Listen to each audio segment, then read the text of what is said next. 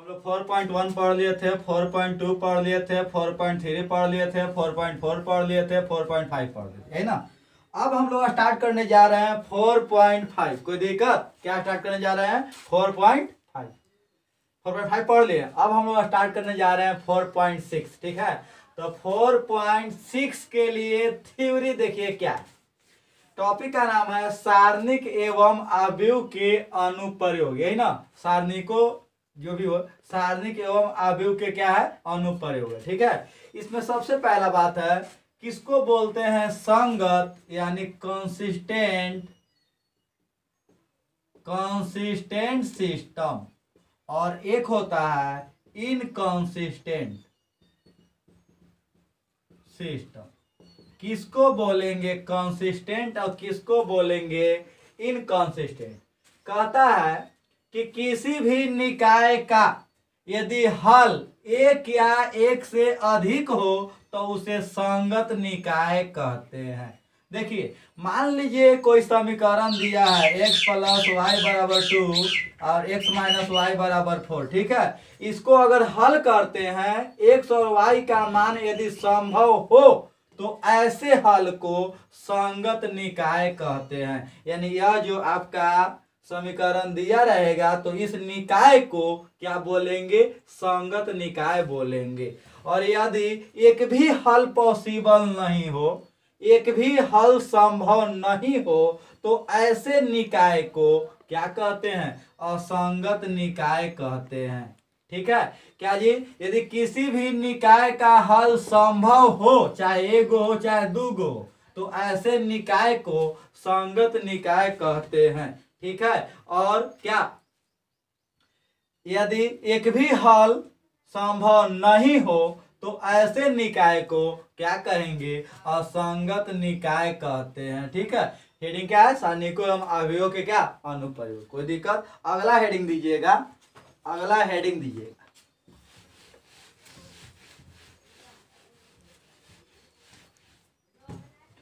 आव्यूहों के व्युत्क्रम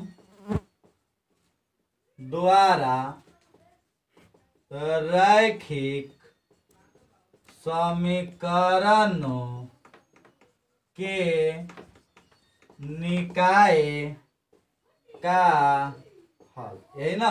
ध्यान दीजिएगा, निम्नलिखित समीकरण, निम्नलिखित समीकरण निकाय पर विचार कीजिए।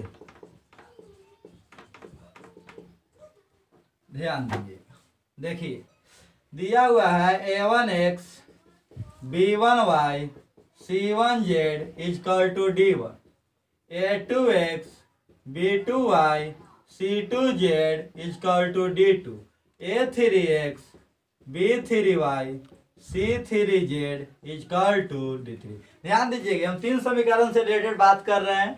क्या कह रहा है? आव्यूह के व्युत्क्रम द्वारा रैखिक समीकरणों के निकाय का हल। ठीक ना, आव्यूह के व्युत्क्रम के सहायता से रैखिक समीकरण का हल कैसे करते हैं आज हम लोग देखेंगे। कहता है कि मान लीजिए निम्नलिखित समीकरण इस प्रकार दिया हुआ। पहला समीकरण है a1x b1y c1z d1, a2x b2y c2z plus d2, a3x plus b3y plus c3z बराबर क्या? d3। ठीक है, इसको आव्यूह रूप में लिखने पर, लिख दीजिए आव्यूह के रूप में, क्या हो जाएगा? a1x b1y c1z a2x b2y plus c2z a3x plus b3y plus c3z बराबर d1 d2 d3। यहाँ तक सही है? जो भी आपका समीकरण दिया था उसको क्या कर दिए? आव्यूह के रूप में लिख दिए। अब देखिए, लिख सकते हैं अब हम लोग कैसे? देखिएगा, लिख सकते हैं a1 b1 c1 a2 b2 c2 A3 B3 C3 into AXYZ बराबर D1 D2 D3। ठीक है, इसको मान लिए A, इसको मान लिए X और इसको मान लिए कितना B। तो क्या हो जाएगा जी, मल्टीप्लाई करेंगे तो फिर यही आ जाएगा, हो जाएगा AX इक्वल टू B। दोनों तरफ A इनवर्स से गुना करिए, A इनवर्स AX बराबर A इनवर्स B। हो जाएगा A inverse AX equal to A inverse B। इसका मान होता है I, तो I इंटू एक्स बराबर A इनवर्स B। अब ध्यान दी, मिटाई वाला हो जाएगा जी, कितना हो जाएगा बोलिए कुछ। अब I में x से गुना करेंगे, x से हो जाएगा, यानी x बराबर A इनवर्स B। यही आपका क्या मिला, हम लोग का सूत्र मिला, जहां x क्या है जी, तो XYZ।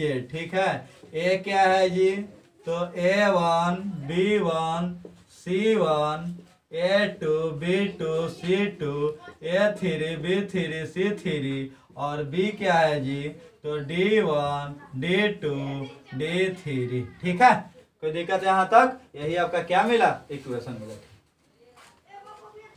हाँ, नोट के पहला पॉइंट देखिएगा, कहता है यदि A एक व्युत्क्रमणीय आव्यूह है, अर्थात यदि A का सारणिक 0 नहीं है तब समीकरण निकाय संगत होता है। क्या जी, अगर A का सारणिक निकालेंगे, अगर 0 नहीं आता है तो क्या होगा, संगत होगा।